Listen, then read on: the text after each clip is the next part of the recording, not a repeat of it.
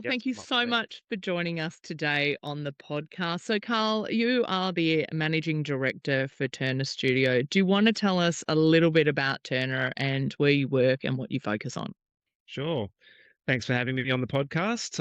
Turner started as a practice back in 2001, and we were actually part of a previous partnership that dissolved at that time, and there was about 15 of us. And so half went with one principal, half went with the Yeah. other, and that's how we kicked things off. And I don't know, I guess I made the right decision, and we had a very strong little group. And for the next, 15 years, we grew at 20% year on year, Wow. rapidly. It was crazy. And we rapidly outgrew our offices. So every 5 years, we've sort of moved office.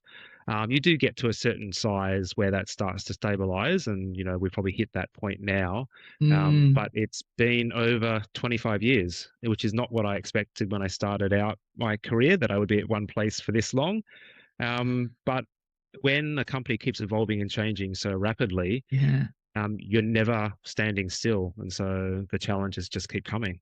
Yeah, absolutely. Because so it was, I'm looking on your LinkedIn as I'm looking up here, Sastic Turner, which Yes, started into yes. 1998. So it was only going for a few years and then sort of Turner kind of went off from there. And that's It was fascinating. going Right. for a bit longer. So I joined it in 1998 because Ah, prior to that, I'd graduated in 1995, 96, and then went yeah. straight over to Malaysia and was practicing over there in KL until the Asian economic crisis blew everything Yeah. up. And I came back to Sydney beginning of 1998, and then after running out of money, I had to go find a job. And a friend was working at Standards Turner, so my first interview and my first job. And I don't think I've had to do an interview since, so which is quite unusual. Um, It's quite interesting when you get people and you're like, they haven't done it for many years, and you're like, it is a job and finding a job and how to go about it. But essentially, be your authentic self, and it will come out as well.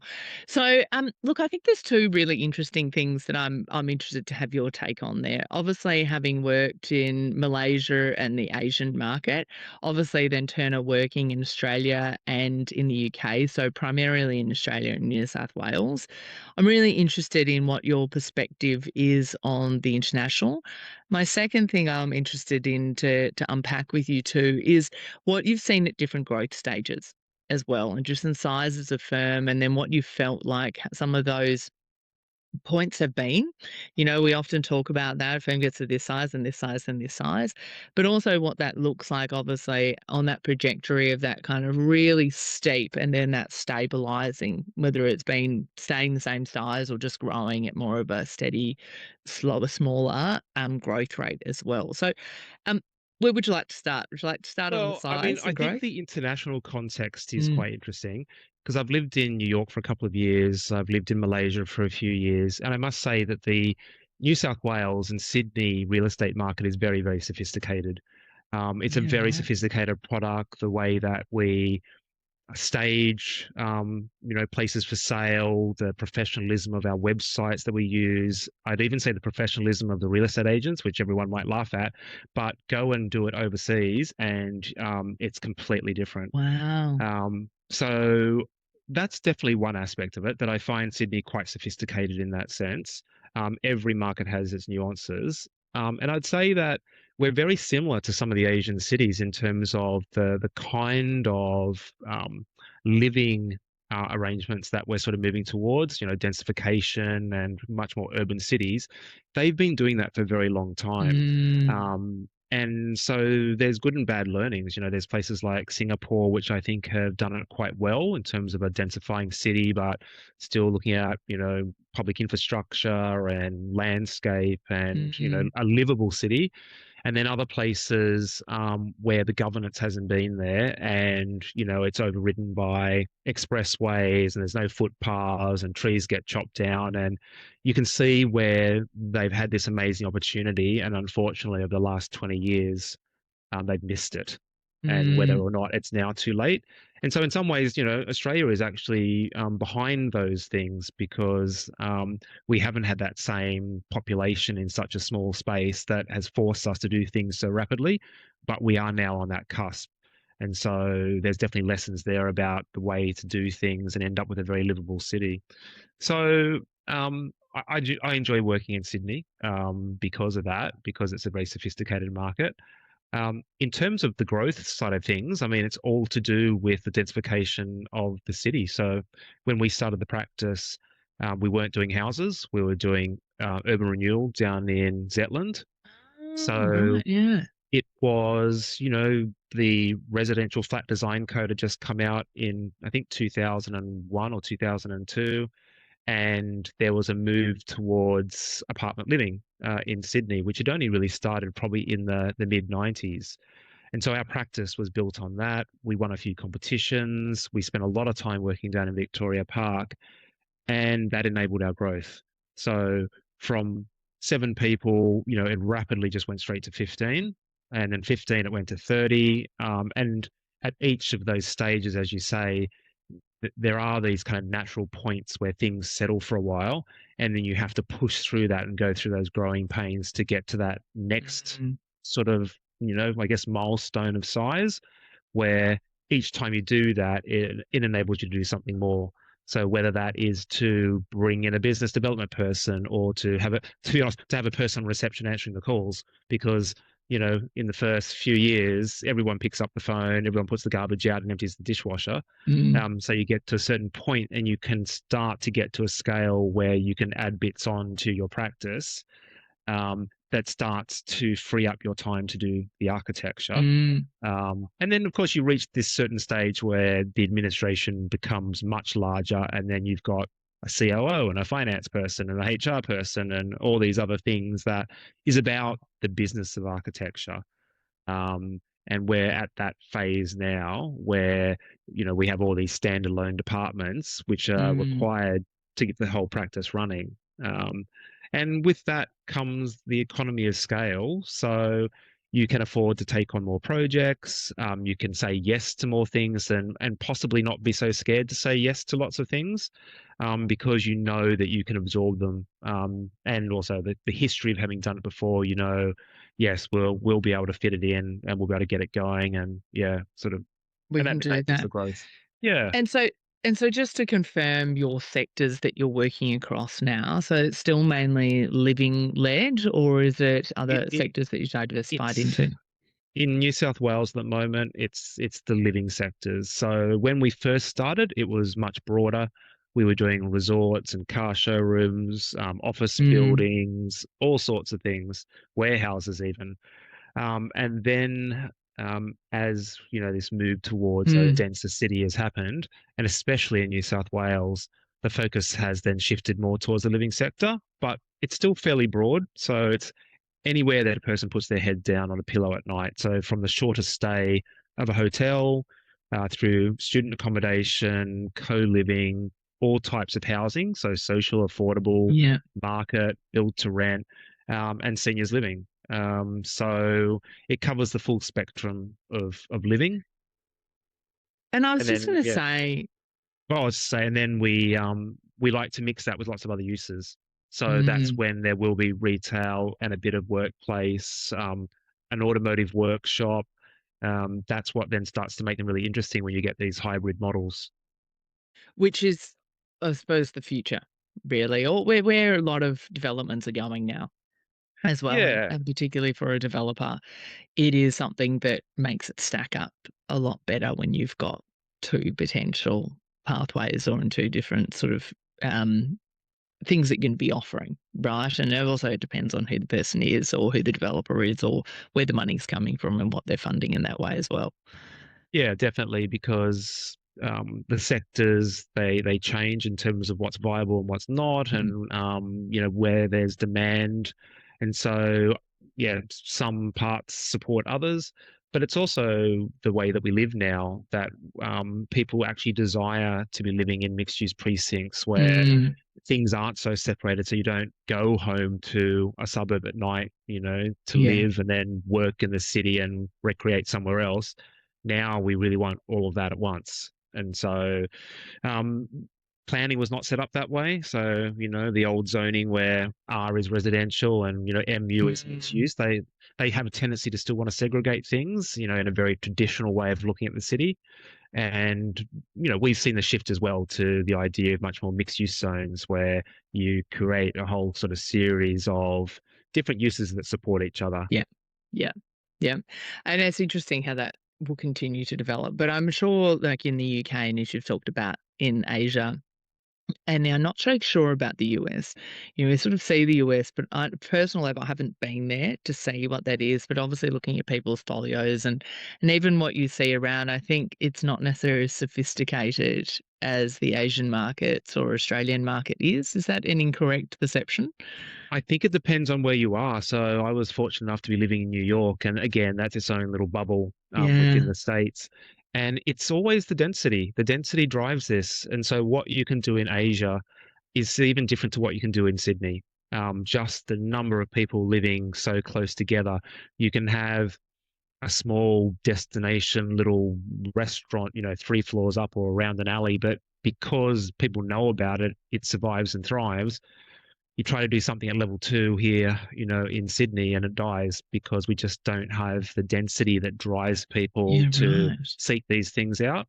And New York was like that. New York had an amazing bar and restaurant scene. And that's because the apartments are so small, people don't entertain at home.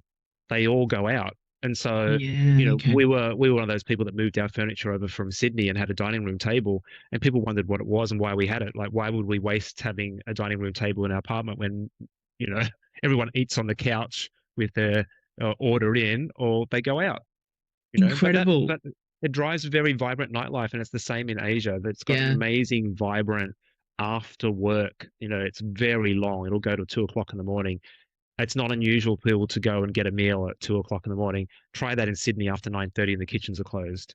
So, it's all about density. Well, I moved from Melbourne to Queensland, and I can tell you that's a very big difference in those types of things. But it's interesting because obviously, I lived in Melbourne all pre-COVID and during COVID. And actually, one of the reasons I sort of moved was because I felt like the city had lost. I also had kids, so that ability to go and do those things changed as well. But it is that funny thing where you talk about that because that very much was a Melbourne culture, and I knew they had built that up in the 2000s, really late 90s, 2000s. There's been a lot of energy trying to get people into the city and really invigorating the city. And I obviously had friends who lived in the city, and there's a lot of people who do, and that's what you do. You go out, and you're not necessarily at home. You're actually living in the city. So it's very interesting versus coming to Queensland, that density is being built because it's also not going to drive the infrastructure unless we do, rezone into more higher density. But it's interesting getting that cultural shift into it. I would say though, I feel like because I work nationally and I'm in every city quite regularly, I feel like Sydney actually has an incredible vibe going on in it at the moment. And I feel like the things that have been done over the last few years have really ignited the city. So I'm interested in that, where you're saying things aren't working. I feel like, at least on ground level, particularly in the CBD, there seems to be an enormous amount of activation going on. I would say it happens in pockets. So what's been happening in the city has been good in terms of the pedestrianisation of large parts of it. And there are more interesting sort of venues that Mm, are opening up in the city. I think where the vibe has shifted is to Enmore Road and King Street in Newtown. That's incredible compared to our office is on Oxford Street in mm, Darlinghurst. Um, this used to be a great street, full of like restaurants and again bars and nightclubs yeah. and interesting shops. It's gone through a real decline over the last couple of decades. We've got rows of empty shops now. Our supermarket just closed down a couple of weeks ago. Oh, wow. It's getting some reinvigoration towards Taylor Square, where there's been a new development called Oxford and Foley, which is just Yeah. completing after many, many years. Um, and I mean, King's Cross has gone through, I guess, a renaissance where um, I guess the bars and clubs turned over into restaurants and more Mm, high-end kind of wine bars and things like that. So things go through their transitions, but I wouldn't say Sydney is vibrant at the moment in the I mean, I'm in Surrey Hills and Darlinghurst. Surrey Hills is definitely better. And certain streets now are becoming well known, like Albion Street has a lot of Yeah. bars and restaurants on it. Yeah. But I spend a lot of time down in Melbourne, so I'm probably down there every second weekend. I live in between the two. And I would say Melbourne is getting its mojo back, definitely. You feel that? Yeah, and I think it's partly to do with the students coming back. So having students living in the middle of the city again drives Yeah. people, Okay. Yeah. cheap eats, people going out. It's way busier in Melbourne CBD at any evening compared to Sydney, because we don't have a lot of people who live in the city here in Sydney. It still kind of empties out, you know, That past is, 6:30, yeah, 7 you're o'clock. probably, yeah, okay. Yeah, and it's interesting in those observations. So, and where do you see that? I suppose, obviously, the Melbourne market at the moment is, it's not as confident as other markets. Where are you sort of seeing, I suppose, just on the Australian context, of where New South Wales versus Victoria is at present? Yeah, it's a very hard one to figure out that I mean Melbourne had a lot of apartments being built, and so there does Mm, feel like there's an oversupply in the city. But when you get outside of the city, it's a tighter market, and there's more like equity and growth in residential. But the city is definitely suffering, and I think it's quite slow down there. You do hear anecdotally that there's people leaving, Sydney to go and work and live in Brisbane and Victoria. So you would think that that should be driving a bit more demand, but potentially they're not wanting to live in the CBD. It was more student focused in the past. mm, Um, I don't know whether it also had a slightly bad reputation in the past as well. But now they have their own apartment design guide standards down there in yeah. Victoria, that will raise the quality and hopefully make people feel more confident to live in the city. It's where I live down there. We live right in the middle of the city there, and I love the location and being there. But I do understand that if people want more space and more amenity, they'll move out of the CBD. Um, Whereas in Sydney, it's still where every tourist probably lands. It's where people who are coming to Australia to work, it's probably the first place they look for a job. So the Mm. underlying demand to live in Sydney is driving, I guess, Well, property and I development. mean, Sydney is actually one of the most magnificent cities. And as you said, I think it's one of, and Melbourne and Sydney are both international cities, if we would put it that way. And as you said, most people, if they're immigrating to Australia, will land generally in one of those two cities and then go from there. And you can feel the difference. Somebody who's moved to Queensland, just the cultural diversity within the city, and I suppose even that from an overall point of view, you just don't even see that. Like, the restaurants, I'm used to living right in the heart of, right on the fringe in Richmond, Abbotsford, Collingwood, right when it was going through that gentrification. And, there's enormous amounts of things going on and doing that, but there's so much diversity within different, foods that you can get, even different cultures around. Whereas in Brisbane, I would say it's not quite much, or it's a lot harder to be able to access that. So I can understand people are landing. And I mean, Sydney as well, I feel, is a city that it still is the financial hub for Australia. There is so much going on there. It's absolutely stunning. Every time I fly into Sydney, I'm always like, I just absolutely love coming to Sydney. But at the same time, though, it can take people an hour and a half to get to the CBD. And I suppose that's where the sprawl, and obviously where it's quite hard as well, just with the bay, whereas Victoria's more of that is coming around a circular bay, and there's a lot more of a radius, but people are now sort of commuting, and I suppose that density is building up further and further from the first few rings now out to the outer rings as well. So it's interesting. Obviously, Victoria also has had a lot more working from home, and that's being also driven as well. So, are you seeing that's having an impact on sort of what people are looking for, and those, I suppose, those communities that are being created outside of the CBD as well? Yeah, I don't think, our lockdown wasn't as harsh as Victoria. So there's definitely more people, I believe, at work and have returned to work rather than working from Mm, home here. And so there is still definitely a lot of work from home. I don't think that will ever change. What has been a real game changer here is the rollout of the metro stations, which has improved connectivity amazingly. And so places that I would normally drive to for Mm, meetings, I'll always choose to hop on the metro now. yeah, It's so quick. And so what that's done is open up these areas for people to live, which is more affordable. But still, you can live quite far out of Sydney now and then be in the city in 40 minutes on the metro. yeah. And it's fast, it's convenient, it's clean. So that's definitely changed things for people. But you're right. Sydney is very much a place where people live on the edge. They live on the edges. The desirable place is all the waterways, and we have a lot of harbour frontage. So, and we live right on the edge, towards the eastern suburbs. And then I feel it's different in Melbourne where it's actually much more evenly spread because there isn't this Mm, harbour that everyone wants to look out onto and be near, and there's no, again, beaches that are these aspirational things to be next to. yeah, Um, like Melbourne has all these great suburbs like Fitzroy and Carlton and all these other places that are out, they're just sort of a bit more spread out, but because they're more evenly spread, the connection to the city is actually quite quick. yeah. And I'm not sure if that's the same with Brisbane. Friends who have moved up there, they sort of live in a great house, in a sort of inner suburb area, but Mm. within 20 minutes drive of the city, which you just can't get in Sydney.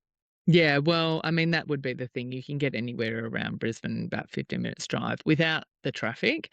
But I think the difference I've certainly noticed is that Brisbane just doesn't have the connectivity of bike riding, and I'm a massive bike rider. It's got some. And for me, that was a bit of a choice of actually moving to the Gold Coast versus to Brisbane because you can still get everywhere, get on flights, get down to Melbourne, get to everywhere within 1 hour. It's very easy to connect to each city. But I must say, as somebody who visits Sydney, the ability just to get on the train and that connectivity is part, and that's really obviously why Melbourne's going through its situation from the property side at the moment, because the infrastructure has been the main investment to build that up for the continuous population growth. And I can see that in Queensland, in comparison, there just isn't that connectivity that is being built in the same way, and that's because the density doesn't add up to the per square metre that you need. So there's very interconnected conversations around here of, we're talking about overall planning coming down to actually creating communities. But fantastic, really interesting insights. I haven't been able to get that much. Obviously, the other thing is that when we are talking about living, is obviously about it stacking up. I know, so for some people that has been one of the parts. Queensland now, for example, houses are more expensive, and I know that personally, than in Melbourne, and what that's looking like. So we're obviously recording it. It's at the end of May in 2026. Sort of where are you seeing things economically from what governments are investing in, but also what developers and what we're seeing is stacking up? I think it's the unbelievable perfect storm. I've not seen anything like it in 30 years. There's no quick fixes. So labor costs are high, because Yeah. we lost a lot of tradespeople during COVID. They went back overseas. They probably looked to come back and go, wow, like everything's gone up 20 or 30%. Can I afford to come back to Sydney and work? And where would I live? So I think there's not enough labor to build all the Mm, housing that we need. So, and labor costs are not going to come back. No one's going to say, I'll take a paid demotion, thanks. So that's not going to change. Supply chain has eased. So, well, it had eased until, someone went and bombed Iran. So every time we have these global upsets, it does have an mm, effect on pricing of commodities and materials that we bring into Australia. mm, But that hasn't had the big impact that we saw during COVID. So yeah. at this point in time, there is escalation, but no one's screaming about that yet. What has happened is, and we should be seeing it, is that land costs should be coming down per dwelling. And that's where Victoria was always cheaper because Mm, there was availability of developable land. And so no one could hold you to ransom because if that person asked too much, you'd just go a block down and there was another development site. So it kept things at a reasonable level.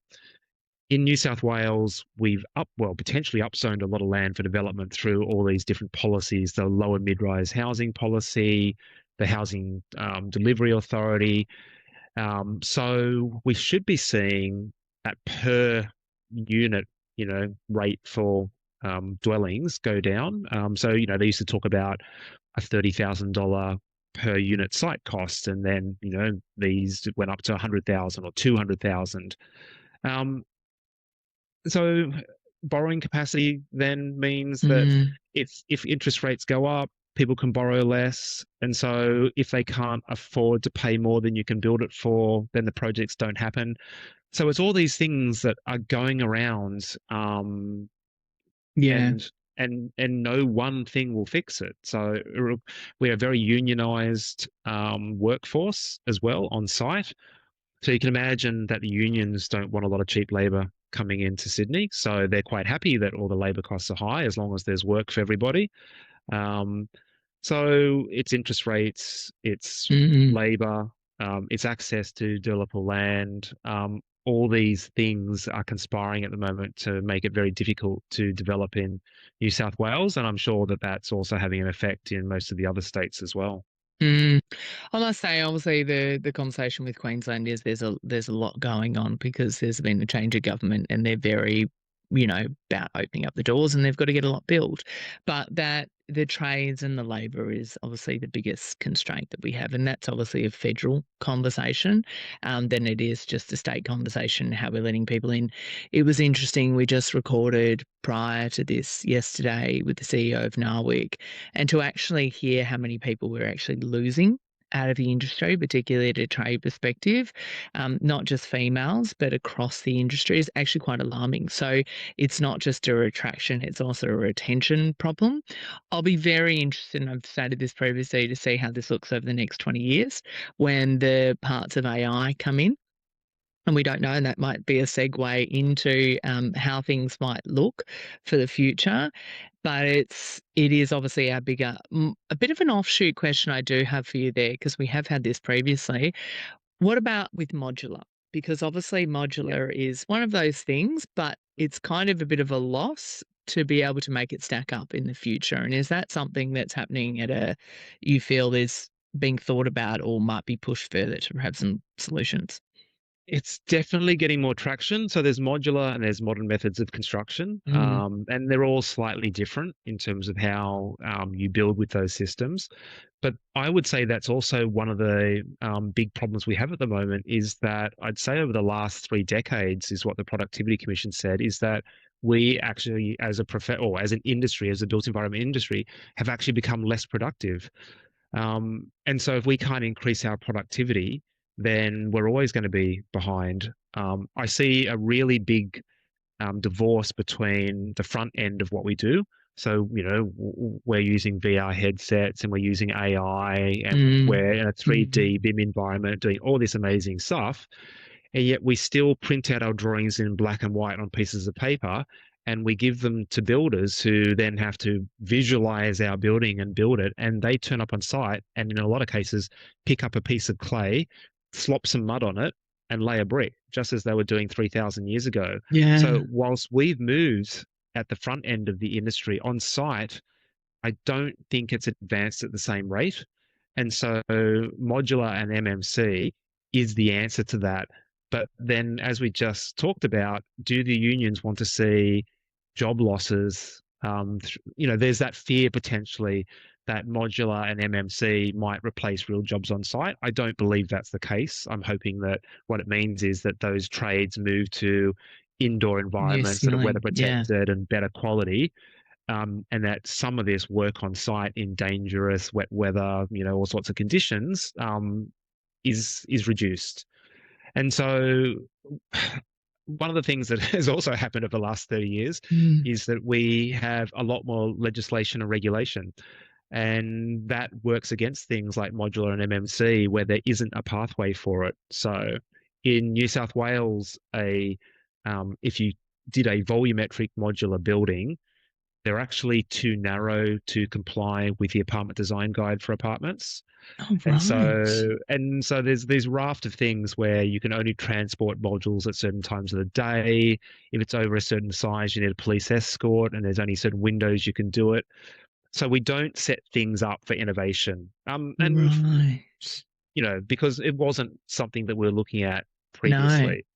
Um, But Is that it's got to something be you the way of see the that is future. done differently from overseas or how the UK, where your UK studio is? Yeah, there are. I don't have a lot of experience with it overseas, but you do Mm, see in other overseas markets that modular is used a lot more because they may not have the same regulations around it that we do here. And I think a lot of the regulations that we have weren't done to preclude it. It's just that no. they didn't foresee it. Mm, Um, to look at co-living because co-living doesn't fall under the apartment design guide. Um, Student housing, co-living, hotels, it's perfectly set up for that very repetitive module. When it comes to housing, we're still, really in the infancy of how we might utilize it. Right. yeah. So, But I in a mean, sense, yeah. I think So we should be we've doing been it. quite fortunate to kind of jump right into the kind of thick of our conversation. I think one of the things that we have sort of missed as well, obviously, is that you've been with Turner throughout your time. You know, you said 25 years, and we've talked about how the organisation has grown. I'd like to bring this now back to a bit more of a personal level with yourself and what your sort of development has been through that and your career pathway. So, as you said, you've been with one company for 25 years. But that doesn't mean you haven't developed and grown within that time that you've joined. So I'd love you just to kind of step back for me for a step, and then we'll go into the opportunities that we have in the future ahead too. Talk us through a little bit about how your career has developed and how you've also developed as an individual in the built environment as well. Yeah, well, I think it all starts with saying yes to things. And so my first job was leaving uni. Some friends overseas said, "We've started a practice. We're inviting architects from all around the world to work on this project. Would you like to join?" Oh And of course, I went, wow. yes. And so I just packed my bags and hopped overseas to Malaysia and started working in this practice, which had invited architects from Europe and America and Australia and the UK to come together and work on this project. It was fantastic. Unfortunately, the Asian economic crisis killed it about Yeah. 2 years later. And so when I came back to Australia, I was still very interested in urban renewal rather than individual houses. Um, and, a couple of years into doing that is when Turner started as a practice. Yeah. And you just quickly realize you have to do everything. And so at various points in time, I've been the IT guy, the HR person, the secretary. So whatever needs to be done to keep everything moving is what we all did. Yeah. And so I didn't realize at the time, but that's what eventually set me up for my current role is actually just having this experience across all the different facets of not just architecture, because I think we were Running a very business. fortunate to be working from concept all the way through to construction. We were also a very collaborative practice. So we were working with architects from Victoria, from the Oh, Netherlands, great. from Yeah. Germany, from Yeah. Asia. So there was lots of learnings. It was always very diverse, and we would just say, why don't we? So it was that idea of just seizing opportunities. So if there was a project and we're like, oh, maybe we'll work with an international architect. We would just call them up and say, hey, we've got this project. Would you like to come and work on this project with us? And inevitably, they also were yes people. They'd say, yes, that sounds like an amazing opportunity. Great. And so I think that evolution of working on the business, but working in architecture, um, I think, at my heart, I'm still more interested in architecture and design than the administration side of running a business. But it is also fascinating to, everything that goes into keeping a practice going.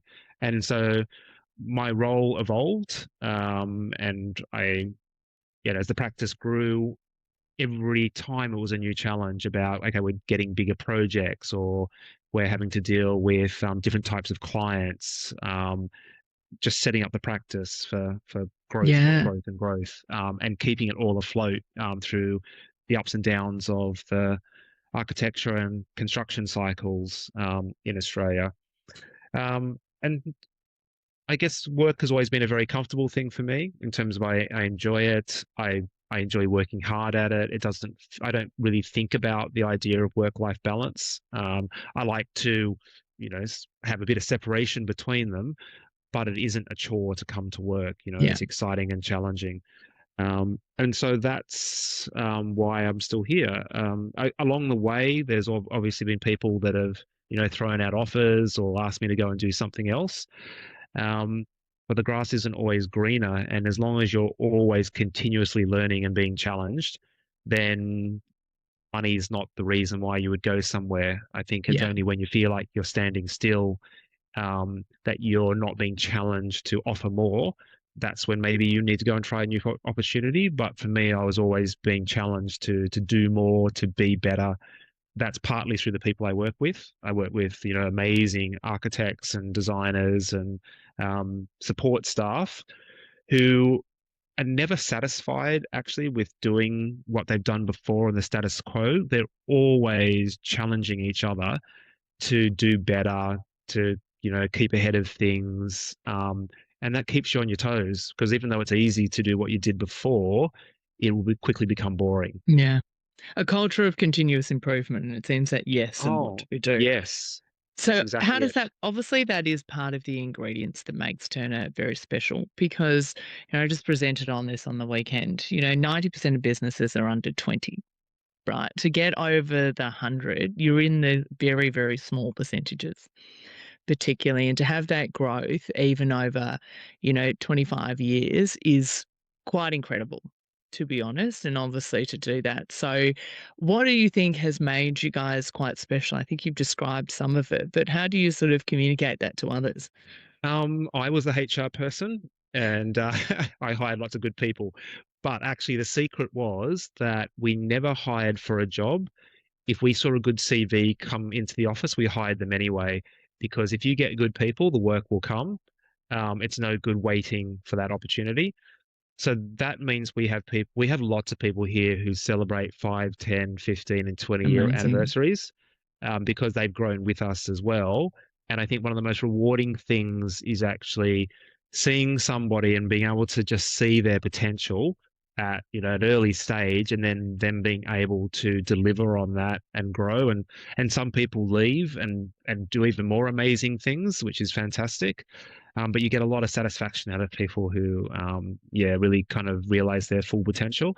So there's definitely that from a people point of view.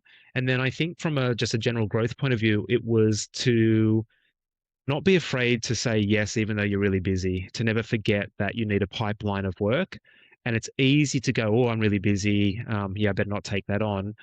But then after you've been doing it for a while, you realize that when clients tell you it's starting tomorrow, that could be a year away. It could be 6 months away. It's a very complex business. And even though they Yeah. would love to start tomorrow, they also haven't got everything sorted either. Yeah. And so same thing with ridiculous programs. Um, they inevitably evolve. Everything Yeah. evolves. And we always take this approach that whatever you're doing, don't ever think it's the last time you're going to look at it and that it's fixed in stone. It's going to change. So be open to the change, see it as an opportunity.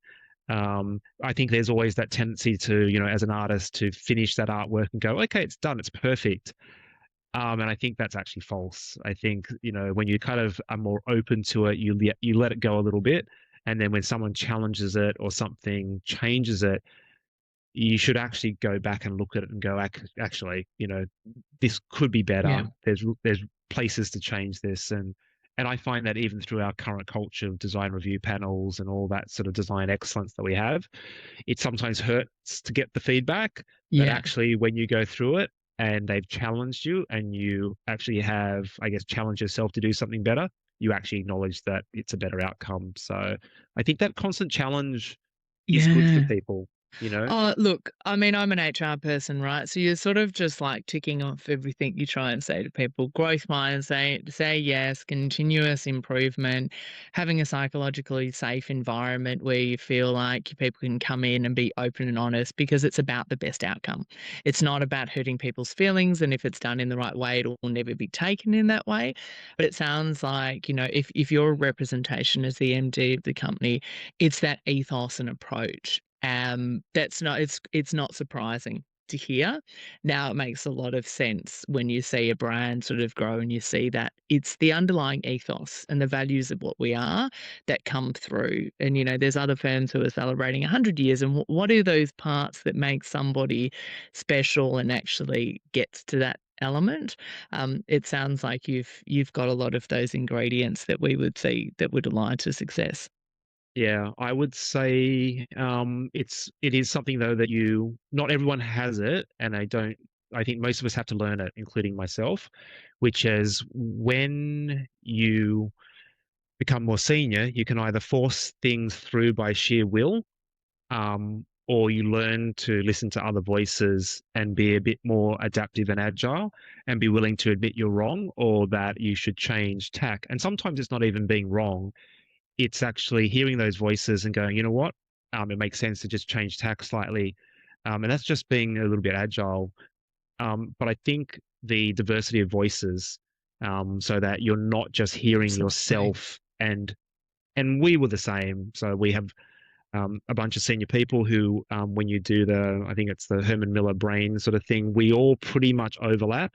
And that's actually our blind spot. That's our weakness in that we're so similar that we don't actually have a diversity of voices at the table. And so we've actually actively made sure that there are more different, yeah, Yeah. sort of voices now in our Cognitive leadership. diversity within what you're bringing to Absolutely. the table. Yeah, I mean that's a whole other story. We've had some other podcasts about what is really diversity and making sure it is, but it's also then it's no point having a diversity of thought and parts if you don't have the culture and the values to enable for that difference to be heard and to do that. So it sounds absolutely incredible. Now, I suppose obviously, we're in an age where AI is at the forefront.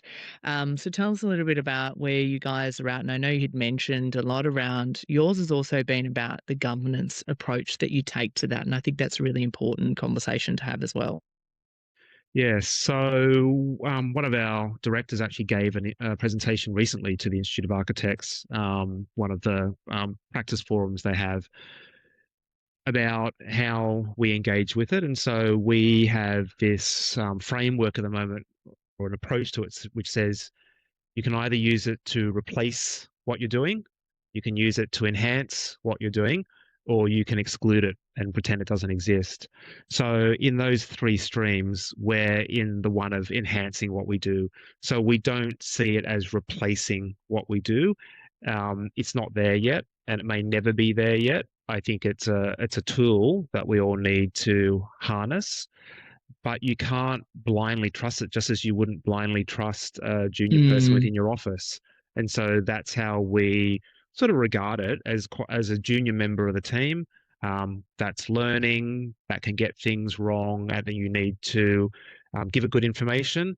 You need to give it really good instruction, and you need to then check the outputs.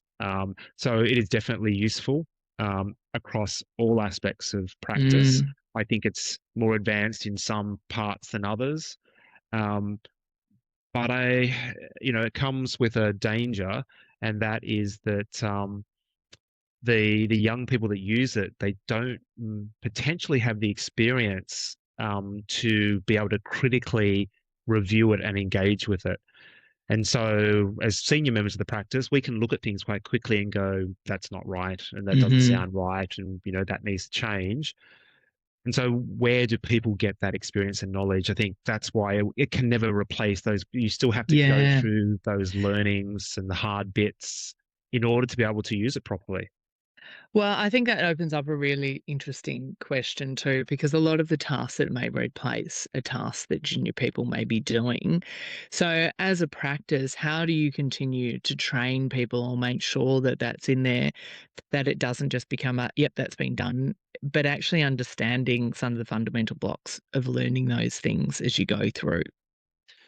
Well, I think you teach people how to be strategic thinkers, and that's something that I probably took away from uni in a particular lecturer is always to be thinking first, and that's so if you're doing drawing work, it's really understanding the principles and the strategy behind what you're doing, so that you can then give the repetitive parts of that off to AI. But you need to be the person who understands it at that very strategic level. So when AI does whatever it does and comes back, you can then overlook that and be able to understand whether or not it's carried out that task successfully or not. Mm, So that still needs to happen. And that's still going to be a passing down of mm, experience and the ways that we work so that you can use this tool. yeah. So It's always the training will still have to be there. Oh, look, I mean, and we've had this conversation.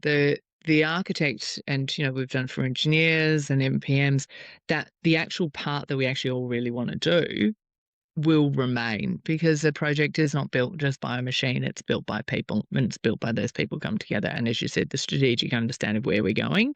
I think that's a great explanation you've given today around it.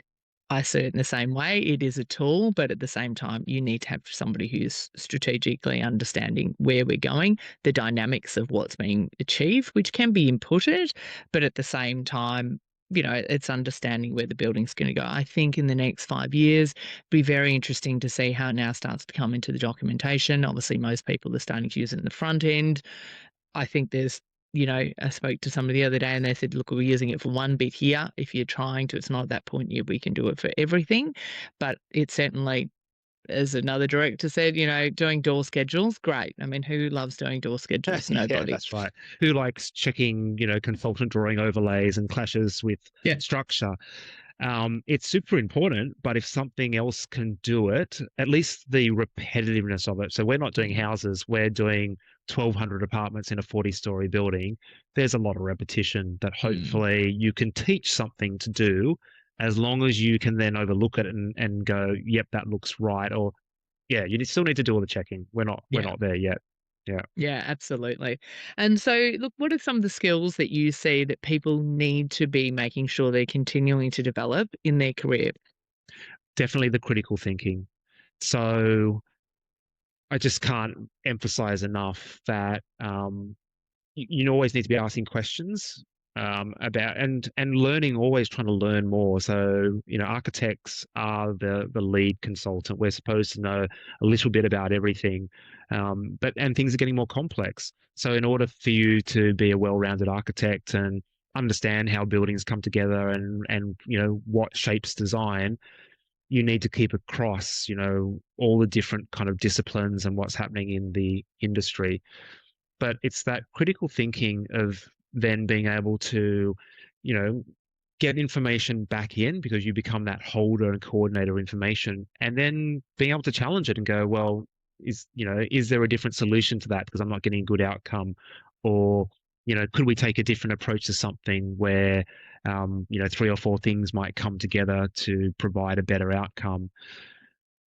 So not being accepting always of what people are telling you. If you've got Mm. enough information to inform yourself about the holistic project, then I think you work better as a team because you challenge each other. I think again, it's that idea of you challenge each other to not just um, look after one's own interests, as a consultant, to be thinking about actually you work broadly more as a team, and what you do could affect somebody else, but in Yeah. a good way. Um, and that is not how, again, our industry and the way that we have been taught has been set up, all the way from builders through to, I guess, documenting and construction. I think we've tended to be more siloed and be thinking, I just want to get my job done, and then it's someone Yeah. else's problem, as opposed to taking a much more team-based approach to this.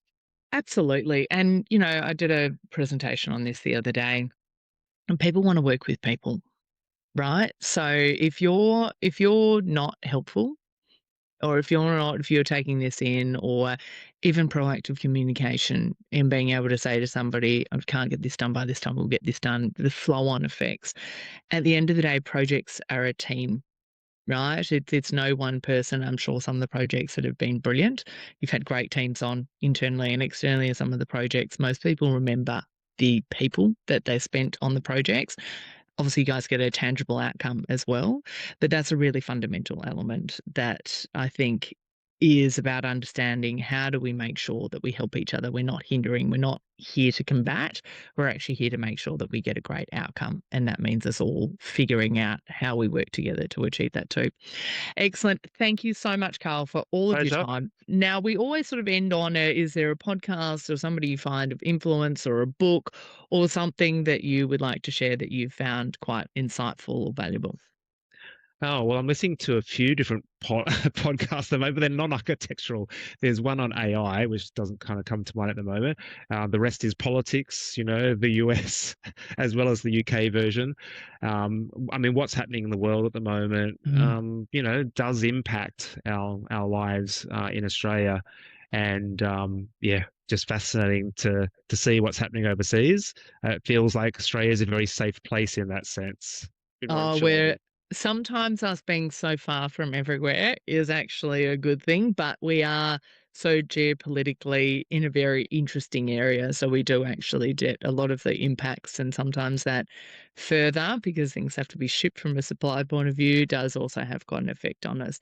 Brilliant. Thank you so much for all of your time, and we've absolutely loved it. Yeah, thanks, Seaton. Been a pleasure.